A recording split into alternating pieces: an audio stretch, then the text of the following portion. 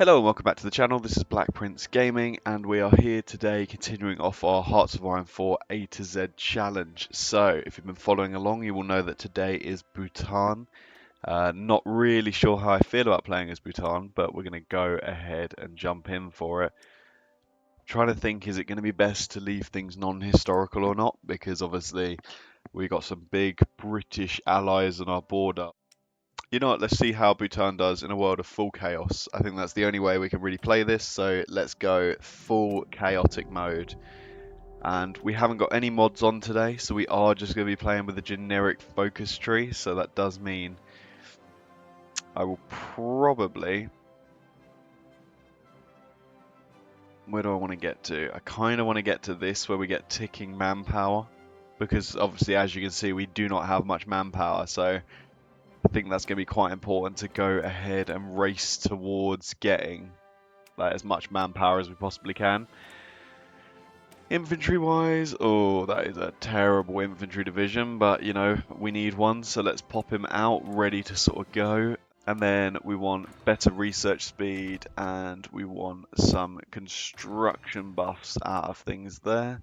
Anything else we can really work on or do? Not really. So here we go. It's a very quick opener because there is nothing for us as this nation. So let's go ahead and fast forward the game and get ready for what could come next. Where do we want to go from there? We've got a lot of political power, so we'll have to have a look at what's going to be best that way. And then I think we want to go down collectivist ethos to start eating away at democratic support, although we don't have any, so why would we even need to do that? That's a bit stupid. I guess it just assumes you'd be a democracy, which is a bit weird. But yeah, we're going to then go down the communist path, I think, for manpower. I think that's the best thing that we can really do. You do get some recruitable population out of this, but we don't have a manpower pool to pull from, so I believe 400 weekly manpower is going to be far more important. Which is why I am just racing towards that, to be fair, because what else are we going to do? There we go. We got a 1 division out. We have obviously no field commanders. Does Bhutan have any generals? And no, we do not.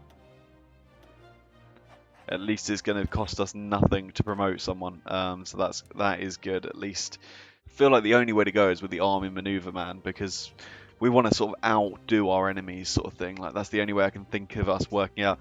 Why do we have an armored general? Are we meant to build armor as Bhutan? What? That can't be right. But either way, now we'll have some ticking army XP coming in, which is always quite handy. So we'll get that coming in. That seems like it's a good plan. Sure, get a Mayo on that. Do we literally not know how to build anything else, like artillery? No, we do not. So I probably want to learn how to build artillery because, spoiler alert, the first enemy we're going to look at is probably Tibet. So we want anything that's going to make our units just that little bit stronger than the Tibetan forces. Let's go ahead and get more research speed coming in. We just want to make sure that we stay on top of our research chain here. And I guess let's go ahead and get that captain of industry, because he's going to be one of the only advisors that really is going to be necessary for us, or is going to give us any real buffs there.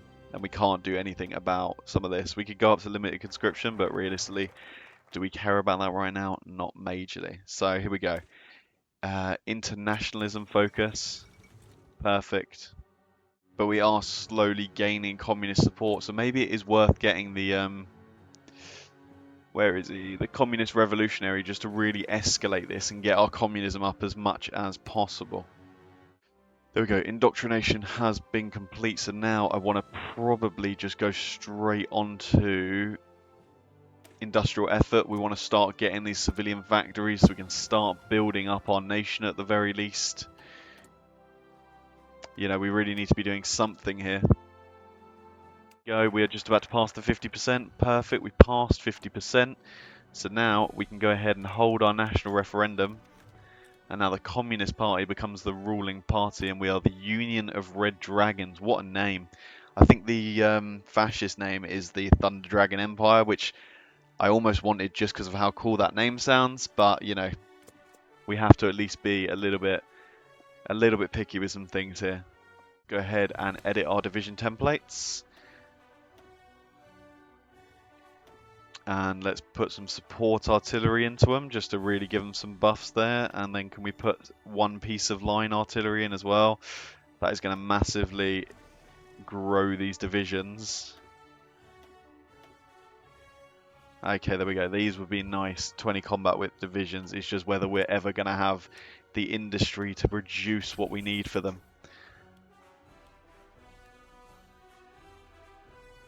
Which I don't really know, but we will put some artillery pieces up top and hopefully we will work on them and get them built to fill in our divisions. But let's get these two civilian... Oh, research slot. Yeah, we're getting the research slot. You know, it's so bad being on 2 research slots. We need enough that we can actually make sure that we've got the equipment an army would need.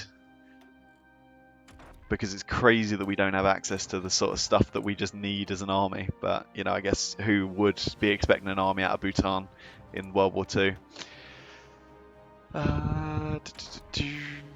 Let's go ahead and get even more research speed just to make use of our slots even better. Okay, so we have the Chinese United Front and they are fighting the Great East Asian Coast Prosperity Sphere. So that all stayed as normal. We now have the Alpine Federation, which is involved in the Civil War of Italy. And then we have the Union of Britain. So hopefully that will lead to some decolonizing, maybe the loss of the empire. Although I am seeing that the Raj is also going communist, which doesn't look great for us. Now that we are, anyway, involved, let's begin justifying against Tibet. Let's see if we can't take a bit more land, a bit more territory, and do something with it. That would be really, really nice. Anything that's of use here, I guess we could get this for the more war support, and then we could go down to partial mobilization and take away a lot of debuffs. And we can also get up to extensive conscription, just trying to scrape every bit of manpower off of these mountains that we can. Where is it? Ideological loyalty. Now this is so important. I forgot I should have grabbed this as soon as we switched over. But weekly manpower of 500. On top of them, we also have this 400. So we're going to get 900 people ready for fighting every week. Which is more population. We're pretty soon going to outgrow the entire population of what we started with. So that's very important to have to make sure that we can keep replenishing any losses and keep fielding more and more divisions as well. And then let's go ahead and declare our war here. Do we have the power to really break out? That's going to be the question. Let's take it down to 4 speed, because although this isn't, you know, what we'd normally consider a major war, this is going to be quite major for the campaign here to see if we can actually do anything as Bhutan.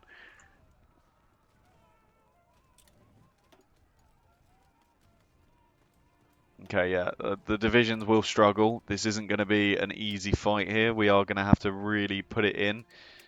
Let's try and get some ticking war support. That would be nice. And obviously we are fighting through deserts and mountainous terrain, so it's not the best of terrain to be fighting in. Yeah, they do have a lot more provinces than us, but I don't know industry-wise. Industry-wise, we're about equal, so hopefully, as long as we're effectively using the industry and continuing to build up, maybe we can continue to like outproduce them as such. But who really knows here, you know? Yeah, no, you're right. We are out of building slots, but that is why we are continuing and getting concentrated industry 3, which should give us maybe another building slot, which I will shove onto military factories just to make sure that we can get even more artillery coming out. So how are our units looking? Like, obviously not the best, but maybe we should try and upgrade them. But here we go. We actually are breaking the tile now. There we go. We are breaking, and then maybe we can push straight on their capital at least.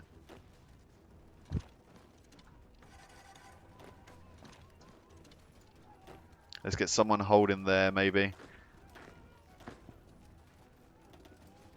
And get 2 of you pulling back into that tile.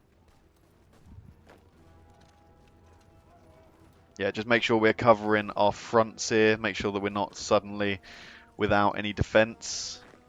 You guys stop attacking. Let's just get you holding for a moment. Yeah, the river will be a big enemy of ours, to be fair. Like, that is not going to be easy, considering we're going to have to make it across that. So now we're just thinking of, can we try and snake around them at all? Let's get infantry expert on our general, which is actually really good.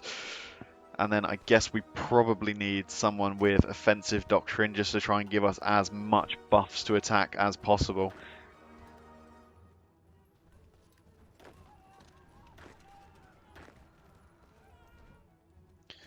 There you go, you guys continue trying to hold them there, maybe while we continue our push round. There we go, we gained a little bit more land, another tile. Can we get across the river here? That would be quite important if we can get across the river and start sort of just maneuvering right up and around them. Let's cancel the line of next infantry because we just need as much infantry as we can coming in.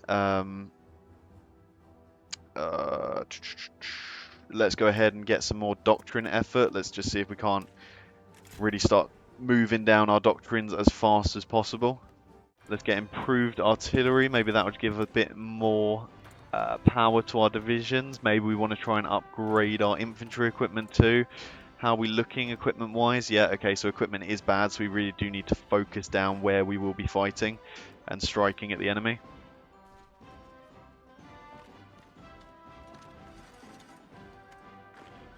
And you guys come pin hold them there maybe.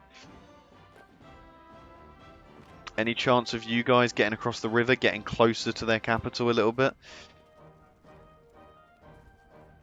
Because yeah, now that we've got them distracted out on this coast, like on this side of their nation, maybe this is where we can start to push round or snake round them maybe at some point.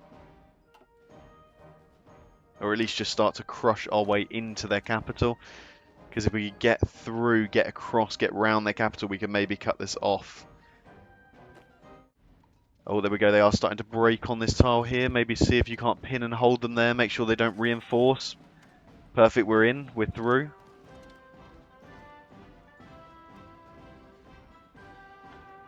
A couple of you come north. See if we can't just get this full wrap.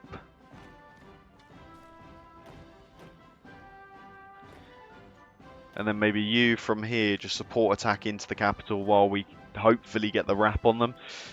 And I think at the same time we are going to pull our troops out of this region.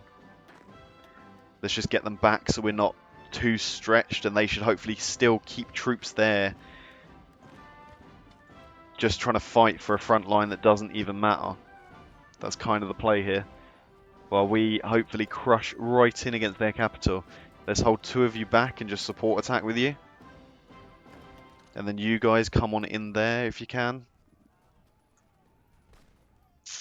They are going to attack us here, but we have managed to take the capital before that's happened. So you guys hold. Hopefully you can hold out. And there we go. Tibet has capitulated. That's new land. And hopefully that's a bit more security for the Union of Red Dragons here. Now, one of the next people I'm thinking is someone like Nepal, but oh my god, 9 and 24 divisions. Okay, cancel that. We are not going after Nepal. They have far too many divisions. Let's have a look. Our occupied territory, so it's just using our infantry division. We want to design a new division, which is just going to be a cavalry division, like so. And then that will be our occupation force. And we don't want a military governor, we're just going to go civilian oversight. And hopefully we can build and grow the compliance here. But that is some nice new land for us, which I'm really think will be good.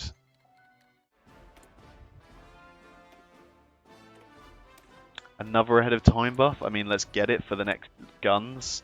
Anytime we can get better guns, we just need to be doing it. How is the rest of the world looking? The German military junta is up against the Alpine Federation, which looks like they will probably lose that, especially because it's a weakened Germany following their civil war. I mean, France alone rivals it on troops, let alone all of these other nations that are joined. The Union of Britain. Okay, so they still have their faction out here, and India has stayed loyal, which is pretty much what they're the one nation we didn't want to stay loyal. So that sucks, but let's go ahead and just keep getting more ahead of time bonuses for infantry equipment. And we'll have to see what situation we're in following this war. If this war's even going to go well, who knows? And then yeah, let's declare the war. Let's go for it. Okay, we are into war with them.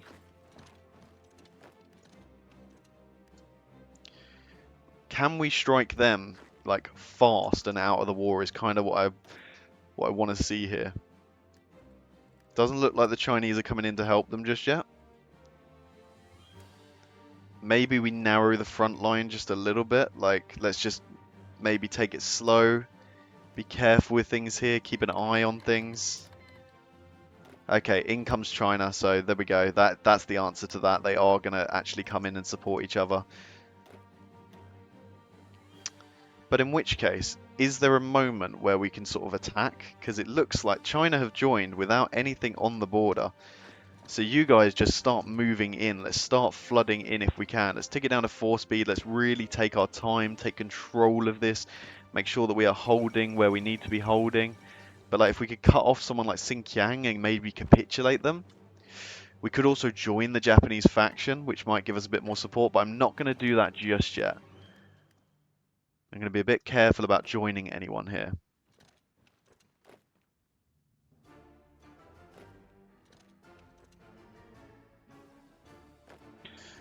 Okay, you start wrapping around maybe some of this. Just see what you can't take quickly.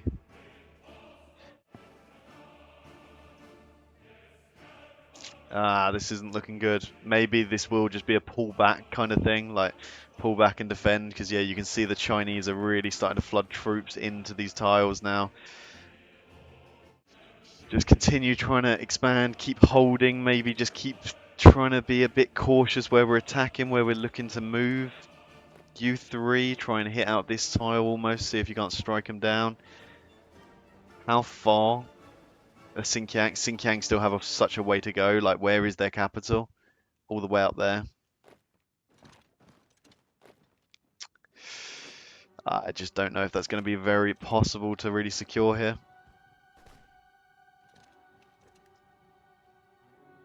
Okay, try and maybe get into there. That could be quite handy. You just come up here, see if you can't wrap up even more land as you just sort of go here. Because they are close to capitulation. Maybe with that one more tile, that would be them fully capitulating there. Oh, and there we go. It looks like we might be able to kick out. Oh, okay. They are definitely maneuvering. We definitely need more divisions out, but it's just whether we can actually have that come in or not, which I don't know if we will be able to. They might take back Kashgar before we can get up here, which would be their other victory point, so come on.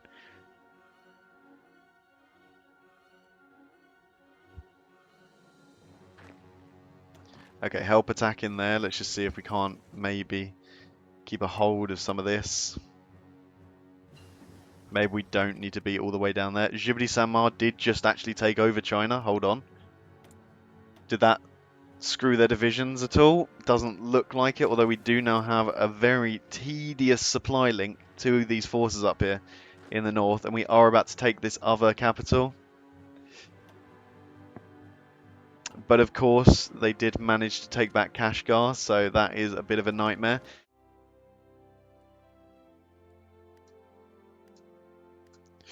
Okay, the next capital is only there, so just keep going, keep moving. They can't have long left, like they are hopefully running out of little capitals to just keep using. Oh, it's literally this. It's one of these where they just give the same name capital for like everything now. Okay, take all this land. Let's just try and secure as many states as possible off them.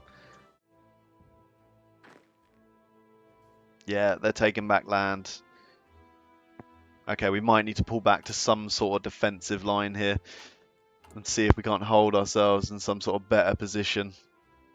They've taken back the capital, which is going to be, yeah, that's pretty much reset the whole progress. And you can see now all of these Chinese troops starting to actually make their way across. So let's pull the front line and let's really try and re-secure ourselves in, I guess. And Djibouti Sanmar is now China again, so I guess that's back. We now do have him as an infantry specialist, which is going to be really helpful. We've also got adaptable, which is great traits for him to be getting. Love that. Picking up some real good things there. But let's go ahead and get an infantry specialist for that division attack and defense. and then we can almost get a human wave for the more population, which we will definitely need, and just basically trying to be a nuisance for this war that they're going to have with... Oh, hold on. That is the capitulation just there. And did we get a bit? We did get a little bit, so there's nothing else we can take, but the Union of Red Dragons grows larger. Another win, yeah, another win for the Great Bhutanian Army. Couldn't even pronounce that for a second. And now I guess what we need to make sure that we're doing is let's get building up some of these states here with a few more factories, and then obviously military factories in some of the other states. Like, for example, any 20% will probably build military factories, but before that we will make sure that we are building up everything else. So let's release a puppet and retain states of our cause. We keep Tibet, which is fine. We were working on Tibet, so that works. And now I guess we are just building up a lot of... well, if we just build up in their states almost, we can sort of start to integrate them closer. So let's do that. And hopefully that will just mean that we're not having to expend so many troops on holding them and can get a new army sort of out. So we can actually be useful or do something here, rather than just be stuck with sort of endless garrison duties. Okay, so that's where we're going to have to leave things off here. But please stay tuned. Part 2 will be on its way as we continue our conquest as Bhutan. So, if you've been watching this far, please leave a like, comment, subscribe. Let me know down below any new challenges you want to see, or any challenge you want to see for the upcoming HOI4 A to Z nations. And please make sure you subscribe. And I hope to see you in the next video. Bye bye.